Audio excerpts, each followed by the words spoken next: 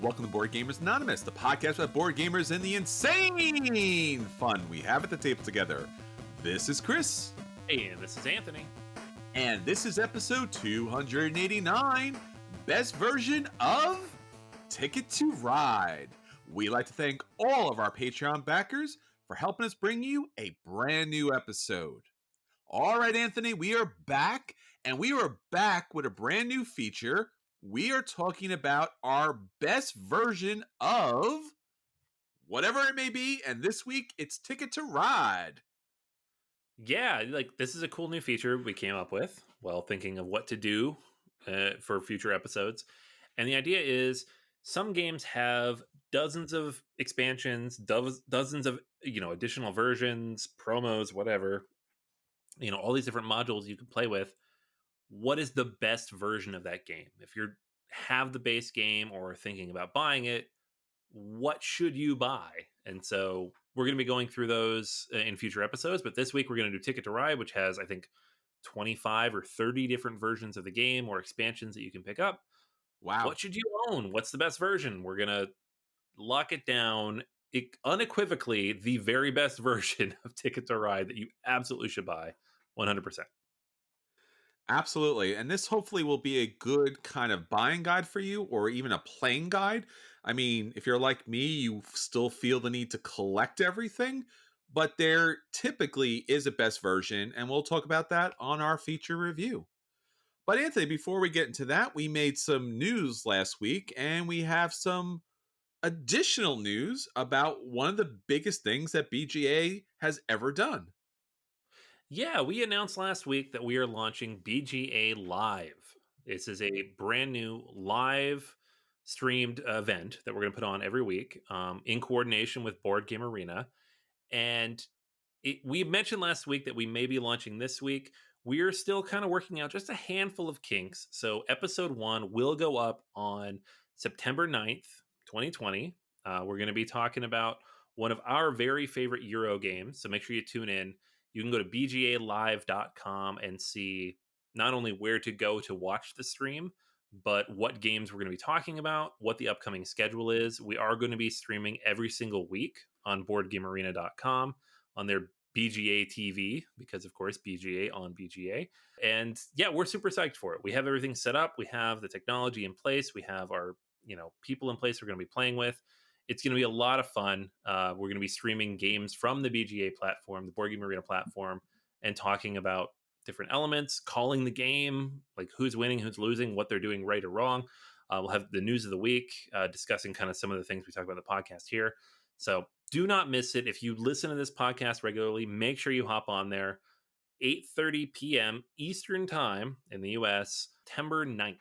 So Wednesday of next week. Yeah, and again, thanks to all of our Patreon backers and everybody who supports us in any way they can. Obviously, this was a huge undertaking, and the technology needed to be able to produce this came from our Patreon backers. We wouldn't have been able to do this otherwise, and we wouldn't have been able to do this if it wasn't for the overwhelming support of everyone who listens, everyone who watches, everyone who goes to the website, our social media accounts, and everything else. We've been doing this for 7 years. We're about to hit 300 episodes, plus all the other hundreds of episodes we've done. So it's due to your support financially and social media and otherwise that really had made this happen. So thank you so much. We're so glad to bring you more content and finally in-person content. All right, Anthony, so that's what's going on with BGA. Let's talk about what's going on with our listeners. What's our question of the week? All right, question of the week is one from a couple of weeks ago. What makes your favorite game fun? Is it a unique mechanic, the feeling it gives you at the table, a special memory? Why do you love the favorite game that you always want other people to play so much? So lots of good answers here, and they're kind of long because, of course, this is a question that breeds stories. Our buddy David says, it's a combination of things. There are a lot of games I love, but my favorite is probably Terraforming Mars. I love the theme. I've always been intrigued by anything to do with space exploration. I love the engine building mechanics. It is so satisfying to build your engine and pull off powerful combinations. I love that playing with different expansions changes the look and the feel of the game. And of course, I love playing with real people and the interactions you have around the table. Martin, another friend of the show, says, I really love worker placement and world building feeling I get from those games. Viticulture and Anachrony are top of the list and give me that feeling where starting with little resources, I can use them to develop my player board to make that engine that results in all those points. Jesse mentions Lords of Vegas, one of their first games, and they played it constantly, hoping your color draws from the deck and tossing poker chips around. Way better than paper money, I agree. Gives it the feeling of being at a casino with friends. We have Drew mentions the feeling of a sudden twist or surprise in a game, the excitement or panic of finding or being found by the opposing sub, specifically in Captain Sonar, or the unanticipated against the odds success or failings in Quacks of Quedlinburg. I love all these answers. It's really cool. And especially, like, thank you guys for writing in, like, providing all these details. Personally, for me, War of the Ring is my favorite game of all time. And the reason why is every single time I play it, it feels epic, you know? And a lot of games you say that about, but this one is the feeling I actually get from the game. And it might be the only game that really feels like that for me. The Lord of the Rings trilogy has a special place for me, in my life, in my heart. But playing through that and then going through those moments and having those big epic dice rolls about what's going to happen in particular battles, no other game really captures that the same with the decision making that you get to make in that game. So, from the very first time that I played it with you, Chris, to recent plays I've had with people here in Pittsburgh, that game is literally every single time I've played it just been just this huge feeling of success or failure, depending on if you win or lose.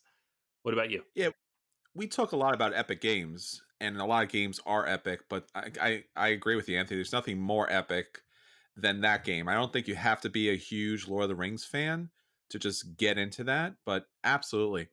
For me, really what makes games very special and my favorite part, the most fun of the game, is when I build up a tableau. So it could be something very simple, like let's say Caverna, where I have my cave set up and I have my farm set up, and I decided that I'm digging for diamonds, or maybe I'm gonna collect all these types of animals, or maybe it's seven wonders and I'm putting together a particular civilization that's based on science, or maybe it's got some military. Just looking at that tableau, just looking at what I built, win or lose, doesn't really make a difference, but that's my thing. That's my machine. That's my victory points churning out each and every turn based upon what I built. So when I walk away from a game, I walk away with the feeling that I created something and that it was doing a thing. And then even after the game's over, I can kind of like envision, well, in this scenario, it would have done this, or in that scenario, it would have been able to, counter that situation. So, whatever the game may be, whether it's battling kind of game or a farming kind of game or a civilization kind of game, having that actual tableau that I built in front of me and pieced together from piece to piece really is my favorite mechanic and takeaway from a game. All right, so that's everything that's going on with our listeners. If you would like to join us, and we wish you would because you are our favorite part of the podcast, please join us on any of our social media accounts. Facebook is ideal because there's so many conversations going on there, but we are also on Twitter, we're on Instagram, we're on the guilds on Board Game Geek. And I'm telling you, you're not going to find a better website for everything board game related than boardgamersanonymous.com. If you haven't been there, check it out. And of course, I'm sure you're on YouTube. We got a YouTube channel. You can listen to the podcast there. And obviously, with the new video content coming out, you'll find it housed there eventually as well. So please subscribe on YouTube.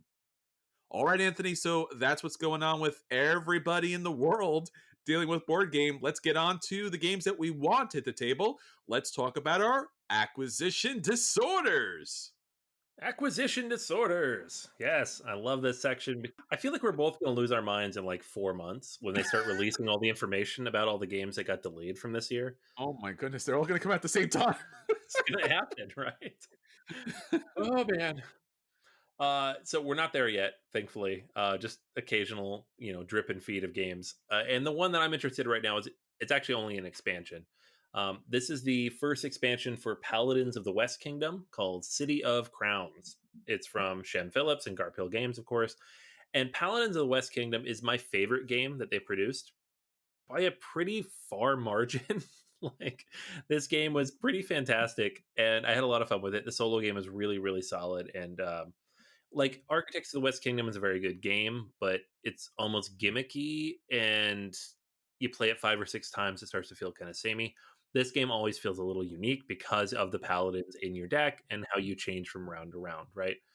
The expansion, it's going to add a little bit more content to that. So you're going to have new extensions for both the main board and the player boards. You're going to have a new attribute to manage and new actions available in every turn. So anytime you add new actions to a worker placement game or a card drafting game, it explodes the possibilities of the game. Like, just even 3 or 4 new actions just blows up what you can do in an already very tightly managed game. I am waiting to see how much time this adds to the game because, in my experience, this is the longest of his games. It goes a decent 3 plus hours, but I don't know. I really enjoyed it. It's the one of them that I kept on the shelf. I have Architects somewhere in the closet, but this is the one I kept on the shelf because I really do enjoy it. So I'm very much looking forward to picking up the expansion, Paladins of the West Kingdom, City of Crowns, next year, sometime, because that's all we know right now. That's fantastic. Each of these games get better and better.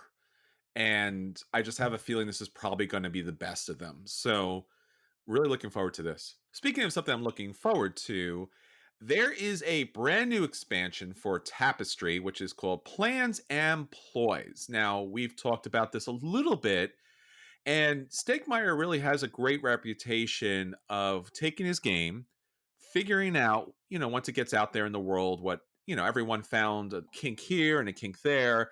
And Tapestry had a couple of those along the way. But what he's really been able to do in his career is produce an expansion that fixes a lot of those issues and actually brings the gameplay to a new level. So, in particular, Scythe was one of my favorite games, but it really only opened up and became this amazing game when Fenris expansion came out, where it just really opened up and it was fantastic and everything really worked. And it just felt like that was what the game should always be. So Tapestry was a game that I enjoyed a lot, but there was some things that were holding it back. So this expansion, Tapestry Plans and Ploys, was something I was really looking forward to. So what are you going to get in this? Well, first off, this is a small box expansion. It's not a gigantic box, so not to worry too much about, like, is this going to be more than you can kind of handle, because it's already a very big game.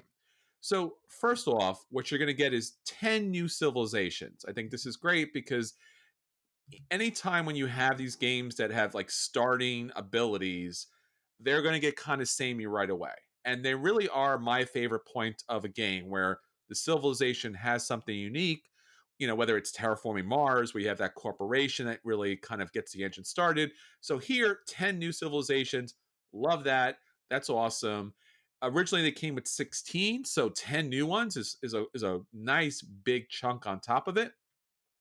In addition, there's new tapestry cards. If you remember, tapestry cards were kind of like really where the civilization kind of did its own thing, where, oh, I have a unique civilization. Yeah, kind of. You had like a power or a thing, but the tapestry cards, which you added to your civilization, really showed the progression and made them kind of unique. Now, in the original game, there wasn't a lot of interaction. There was, of course, a map and you could kind of take over areas, but it really wasn't a thing. Here, the tapestry cards that come with this set also have a lot of kind of like attacks and also have these kind of trap cards. So if you get attacked, you can play these trap cards, or you can play a retreat card and move out of the way. So it does increase the interaction, which was missing from kind of the mainstay. The big part of this is going to be the new landmarks. Now, these new landmarks are going to kind of like add new buildings to the game, add new cards to the game, and each player gets a landmark at the start. So you'll kind of be drafting these at the beginning of the game, and these landmarks become your capital city. So not only are you going to have the starting civilization and the tapestry cards build out your civilization just for you to look unique, but now finally you have something unique on the board. So I'm really looking forward to this. I mean, anytime it adds more civilizations, I'm on board. The new tapestry cards are nice because it's going to add some more interaction. I'm not sure how that'll play out, but I'm really looking forward to figuring out if the take that kind of situation really kind of meets the my expectations. There's also new tiles in the game, which is great because you definitely need more tiles, and these space tiles in particular were really my favorite part of the game. And the landmarks, again, it's nice just to have that kind of physical representation of something new. I will wait and see. You let me know how it is, and if it's good, I will play this game again. I didn't hate it, but it just did not sit well with me. All right, I'll let you know. All right, everyone. So that's the games that we want hit the table. Let's talk about the games that did hit the table and the tablet. And we'll let you know if those games are a buy and you should run out and pick those games up. If those games are a play and you should sit down and, of course, play them. If those games are a dodge and you should avoid them. Or if those games are the dreaded burn and you should just delete them completely. All right, Anthony. So what do you have up for us this week? All right, it is at the tablet time on Board Gamers Anonymous, and I have two things this week: one on the tablet, one on Steam. The first is the Cartographers app. This is from Thunderworks Games, and it is Cartographers, which was the Kennerspiel nominee for best board game, done on the tablet.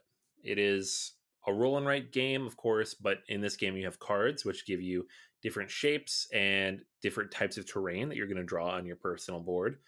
And there are multiple different scoring mechanics for each particular round. So you have like a similar mechanic to like an Isle of Skye, where there are four different scoring cards, and each round there's four of them. Which ones you do change? So you have A, B, B, C, C, D, and then A, D, based on the four, right? And so you have to try to build out your tableau or your sheet as effectively as possible based on what the scoring mechanisms are. The app comes with three different ways to play. There's kind of like the open ended, do whatever you want play. There's kind of the more restricted, little bit harder play. And then there's the version where you can play against everybody else, where you have the same cards come out for everybody once a week.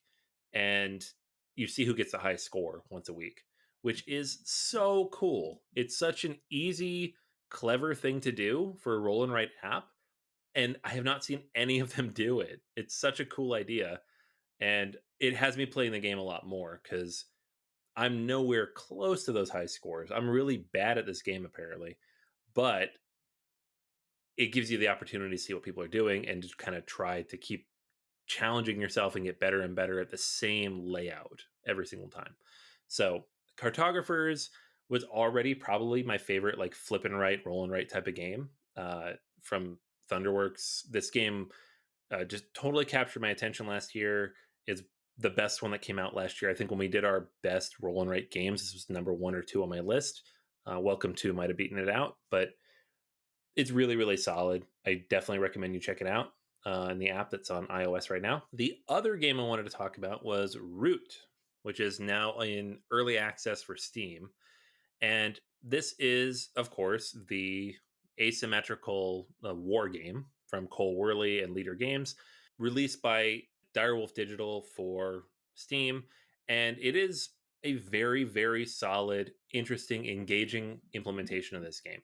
It is colorful. Like from the first screen, you have like characters from the game playing like banjos and kazoos and just like this really catchy tune.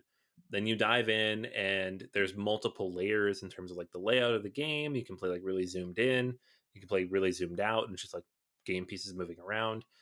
And so far I haven't run into any bugs. I know it's early access, but it's been pretty clean, pretty clear, and I haven't had any issues. It has asymmetrical play, so you can play with other people online. It has ranked play. You can play against the AI, which is, it's a work in progress. I pretty thoroughly thrashed the AI with the cats, and the cats never win this game. So, take that as you will.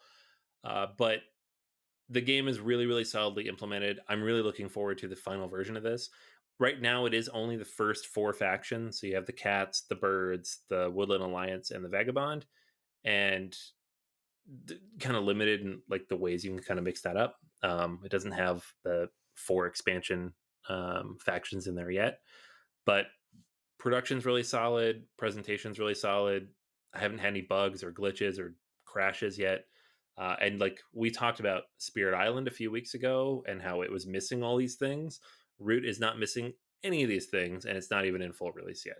So I do highly recommend it. It's kind of expensive, but it's if you really like Root, it's totally worth it right now. Nice. Cartographers was a game that I really was interested in playing it. And actually, in fact, last year when we were doing our Extra Life charity event, one of the game stores had brought it, the physical copy, and started setting up for me. And then I realized I was running an event. And as Anthony knows all too well, when you run an event, you don't get to play anything, or you try to play things and people yell at you. So I did not get to play that game. It's still somehow on the outside. So this is great that this is an app. So it's really a good opportunity to actually get this game played. I'm not typically a big fan of roll and writes, but maybe on an app form it really works. Yeah, I would say so. Uh, this is the best roll and write app yet, I Oh, think. that's Uh, impressive. Gone Shown Clever is good, but it's just Yes. Gone Shown Clever. It's just the solo version of that. This Yeah. has challenges and leaderboards and all the rest. It's definitely the best version I've played so far. Yeah, and as you mentioned, and I don't know who thought of this, but to put Root on Steam is just fantastic because, again, that's just such a great game. And I never picked it up because it's such a heavy teach. And if you don't have people who know the factions well enough, you're going to have a long, long night. So, Mm. actually, being able to play this on Steam and have players who already know the game or can do the walkthroughs on their own is fantastic. And I've seen the artwork already. I mean, it's not perfect. It really doesn't completely capture the artwork like on spot, but it's pretty damn close. And I'm really excited about this. Yeah, it's like a surprisingly good implementation, especially because they're saying it's not done yet. So you're right; it's a little choppy in some places with the art, especially when you zoom in and out. But Yeah. especially when we have other games that just completely ignore the artwork and the graphic design. They're like, "Terraforming Mars, we're gonna do our whole totally own thing," and I'm like, Oh my god. "Listen, I know the original artwork is not good. You can't Sure. completely ignore that it exists because we're used to looking at it." Yeah. Castles of Burgundy. Yeah. Oh my god, that was the worst. Lorenzo Ugh, Almanfico. yep, That was the yep. worst. You got to at least make it recognizable because the people playing these are board gamers. You're It's not gonna have true. like random Steam players just jumping into these games. So Root does it right. Good job, Root. Excellent. Can't wait to play it. All right, well, I got two games on the tablet, or in this case, on Steam for you. And first up is a game that I talked about in the app version, and that's Roll for the Galaxy. Now, I was recently alerted to the fact that Roll for the Galaxy, and again, we've already talked about the app version of this. And again, if you haven't played Roll for the Galaxy, you should. It's a great tableau builder. Just talked about how I love my tableaus. So here you get to build up your own galaxy with planets and special alien technologies and everything. And what's fantastic is it takes the best elements of Race for the Galaxy and tweaks one major element where you actually produce and then ship, makes things a lot faster, and it's pretty cool. The app version here, whether it's on Steam or the actual iOS app, it's fantastic because it's as quick and simple as this game really should be. So you actually can click a lot of the auto buttons for this, and it just moves everything to place smoothly. Now, it typically goes for about 15 bucks. Currently, there is a special promotion. It's going for 10 bucks. So, not too bad. 33% off. Everything on Steam goes on sale. So, if you're not ready to pick it up, I'm sure you'll be able to pick it up on sale at some point. What's most exciting for me here is there's been some talk about having the expansions come out. And that's really what you don't typically get to do in board games. It's always like, hey, let's reteach the game again. But If you haven't picked it up yet, you still might have a chance to pick this up. Roll for the Galaxy. It's on Steam. It's fantastic. It's a solid buy, even at the $15 price tag. And again, the extra content that you could pick up later on is definitely worth it.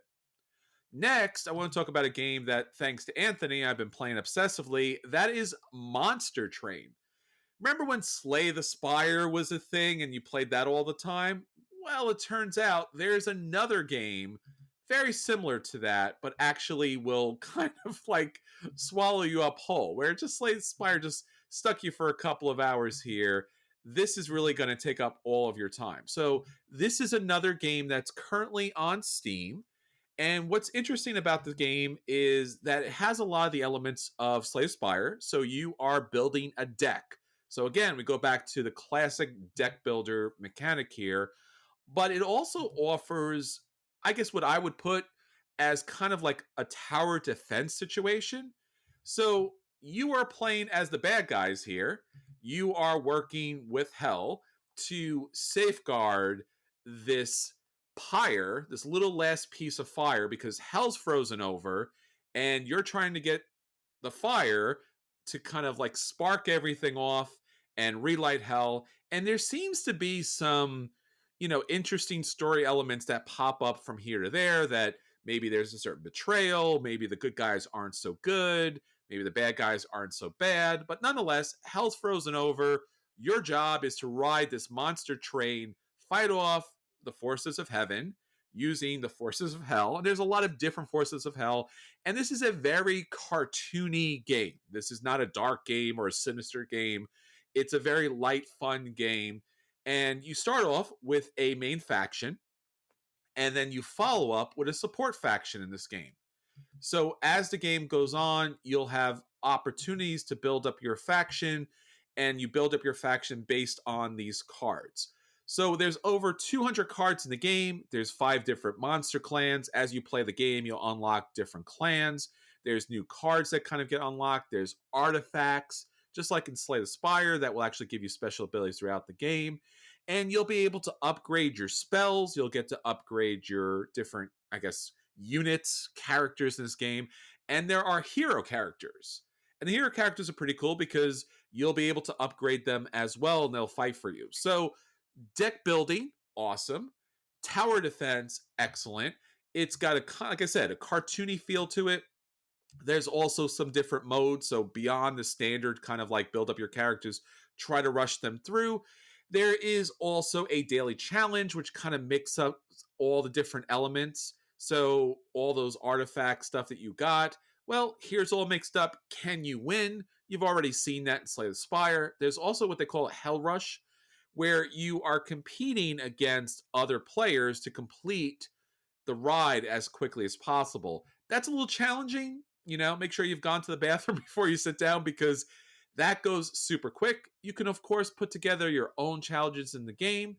There will be, I think in the next couple of days or so, there will be a new downloadable expansion to this. So if you've already played this through and you're like, Chris, I already know about all this stuff. Well, did you know about the new DLC that's coming out? Because again, that might be something of interest to you. They already have betas out there, but Friends and Foes, the new expansion, is supposed to pop out pretty soon, September 3rd. And that's going to add a lot of little different tweaks to the game. Some fun, some new kind of cards, new faction, new powerful locations and such. This is also a buy. This is actually a lot of fun, really well produced. It's only available on the PC, but if you could do some shenanigans, it works with the Mac as well. Yes. Yes. This game is fantastic. Like, I play this game. I heard about it on a podcast, and they basically said the same thing. Like, oh, it's like a Slay the Spire, but it doesn't take as long. And you're like, cool, I'm in. I love that game, but it takes too long sometimes to do a run. And I dove in, and I was completely addicted, which is why I told you about it, because I knew you liked Slay the Spire. And you've beaten it, so you need a new game. I do. And yeah, no, it's so much fun. And they keep releasing new stuff, right? Like, the thing about Slay the Spire is it hasn't changed a lot since it came Sure. out. Release new content, but if you've beaten it, like, all right, play Monster Train. And it's just My son will like watch over my shoulder because he's like, "Oh, it's cool. What's going on?" And I'm like, "I'm not going to go into the heaven and hell stuff, but cartoons Yeah, beating each other up, it's fun." you know? yeah. Not a big fan of the theme itself, but they try to hint towards it's not good versus evil, so to speak, but it's something like a cartoony brother disagreement. Yeah. All right, so that's all the games that we got to the tablet this week. Now on to our feature review. So for our feature review this week, we are talking about the best version of Ticket to Ride. All right, Anthony, take it away. Ticket to Ride, probably the most recognizable game of the 21st century. The gateway of gateway games, only preceded by Catan, and has sold millions and millions of copies. So anybody listening to this, unless it's like your first episode and you're just getting into board games, in which case, welcome to the podcast. Uh, Ticket to Ride, you probably know what it is. So you might be thinking, like, why? Who cares? Like, I know Ticket to Ride, it's fine. But did you know that there are about 25 expansions, modules, and various different versions of Ticket to Ride? And some of them are much better than others. So, we're going to go through real quick some of the best versions of Ticket to Ride, some of the best expansions for Ticket to Ride, and which ones you should get for specific situations, and which one you should get as the very best version of Ticket to Ride. So, let us dive into that. First things first, before we dive into like all the expansions and everything, I have to mention the 10th anniversary edition of Ticket to Ride. You can't really buy it. You don't really want to. It's like $500, but it is a big, beefy, explosive deluxe version of the game with like little miniature trains that and they come in these tins and a big massive board. If you ever see it, you'll think, "Wow, I wish I'd bought that someday." 5 years ago. You can't now, but we are closing in on the 20th anniversary, so hold your breath. But I have a feeling Asmodee will hit us up with another one of these pretty soon. What we do want to get into though is the different versions of this game. So we have 7 different map collections. I think there's an 8th one coming out soon. Each of these has 1 or 2 maps. Usually it's a single map and it has 2 sides on it, and those typically bring new rules into the game. The very first expansion of this game that brought new rules in is the 1910 expansion, which brought in more tickets and 3 different game modes to the game. There was also the 1912 expansion. Between these 2 expansions, you could get cards that were actually like full size cards instead of little tiny baby cards. So this is considered a must have expansion, 1910 in particular, especially with like the extra bonus cards that you can get at the end of the game. So if you have just the base game of Ticket to Ride, you must pick up the 1910 expansion. It is a must have. They have still not packed this into the base game, which is insane to me, but there you go. Pick it up. It's like $15. So well worth picking up. The 1912 expansion is for the Europe map, which is a standalone version of Ticket to Ride, which is Europe instead of the United States, but also introduces the idea of tunnels, which is a new mechanic to the game, which is used in other expansions down the line. So it's a little bit more complicated than the original. Not a lot, but a little bit if you want something more. You'll notice I'm not really going into the mechanics of Ticket to Ride. The basics are very simple. Like you draft cards, you play them down, in groups of colors to match the line of the route that you're trying to build, and you put your trains on that route. You're trying to match up different cities to each other based on the cards you draft for your routes, and you score points based on that. That's basically it. It's very, very simple. It takes 5 minutes to teach, and that's why it's such a great gateway game. So let's dive into some of the expansions and why they are considered great. And then we'll get kind of down to the best of these. One of the expansions I wanted to mention, of course, was the Nordic countries, which came out in 2007, which was very early on. This one takes you through Denmark, Finland, Norway, and Sweden. And you are basically just traveling along. It was like a limited edition release back in the day, but I think they've kind of put this in regular print since then. I feel like 5-10 years ago when we got into board games, it was hard to find.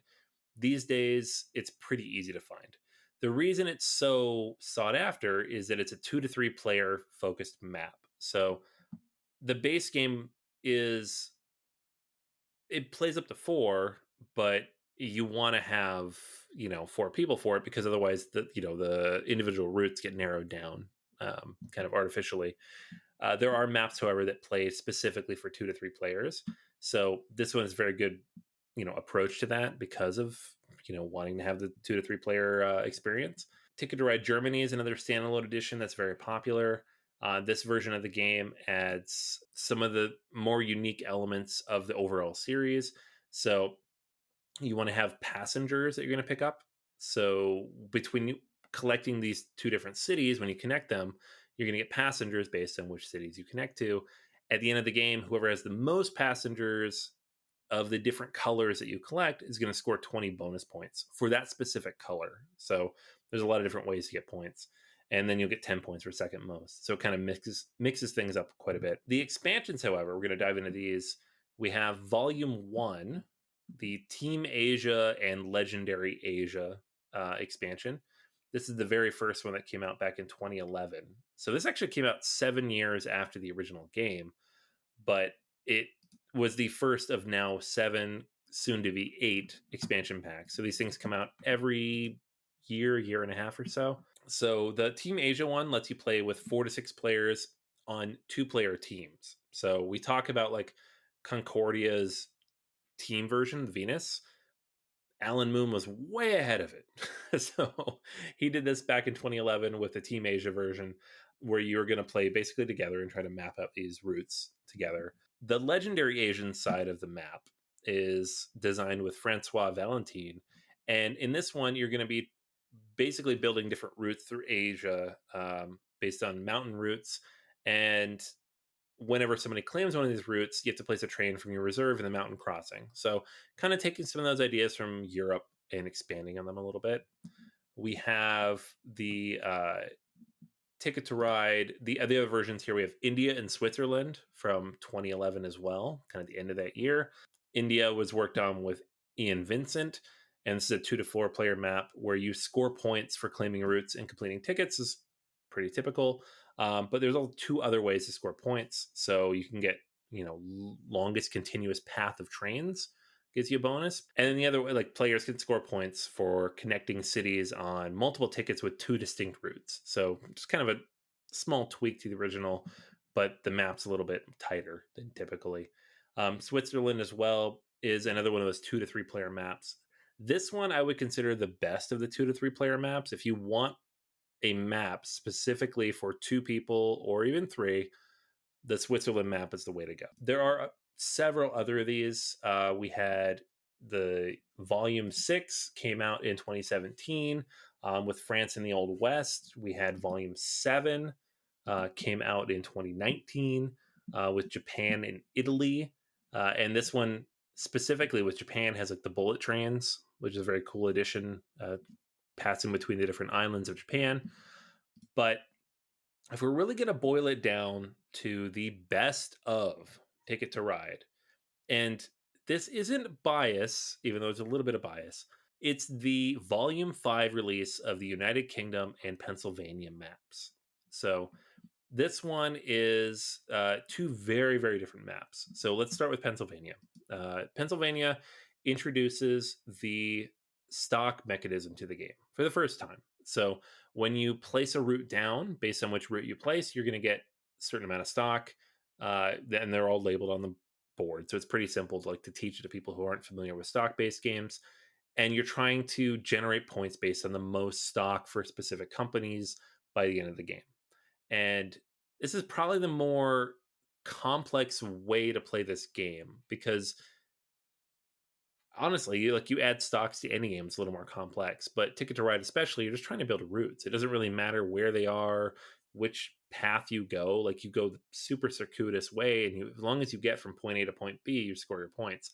And this one, it matters which way you go because you're going to score additional points based on which shares of the company you picked up on the way. So that is really cool. Plus, this is where I live. So, Ticket to Ride in my backyard is pretty cool. United Kingdom map, however, is, in my opinion, the best version of this game. And here's why. This one introduces technologies to the game. So at the beginning of the game, you can only build 1 and 2 train routes, and you can only do it in England. It's a whole United Kingdom maps. You've got Scotland and Wales and England, North Ireland. It's all there, but you can only build in England to start. When you spend your wild cards, you gain the ability to build routes 3 trains long or longer, and then you can build ferries across the water and build train routes in Scotland and Wales and Ireland. And you can also buy bonus cards that give you extra points based on certain things you do.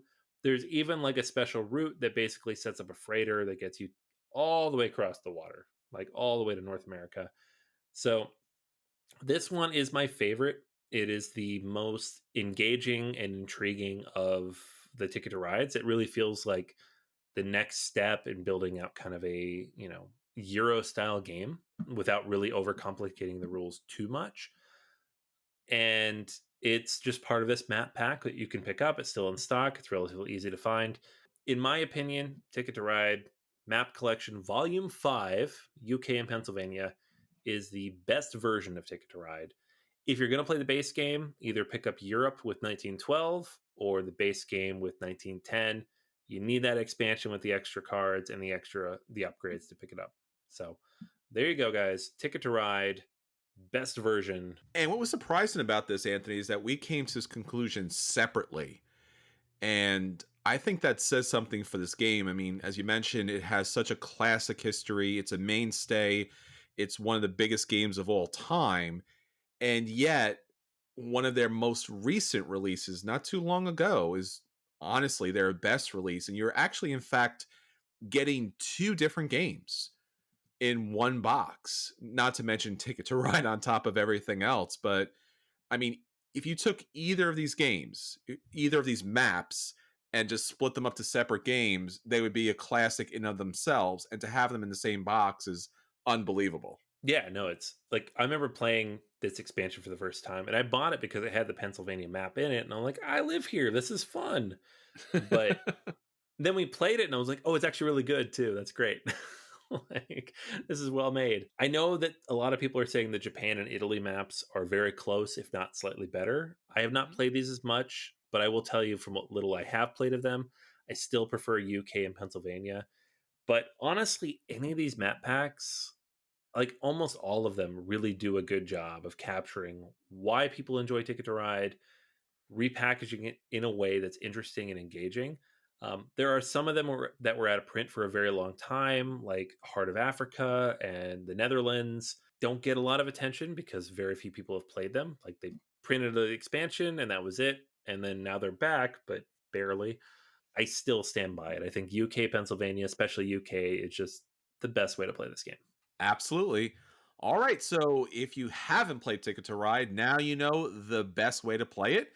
And if you have your full collection out there, please definitely, absolutely check out this special expansion for Ticket to Ride. All right, Anthony. So that's everything for this time. Until next time, this is Chris, And this is Anthony. and we'll save you a seat at the table.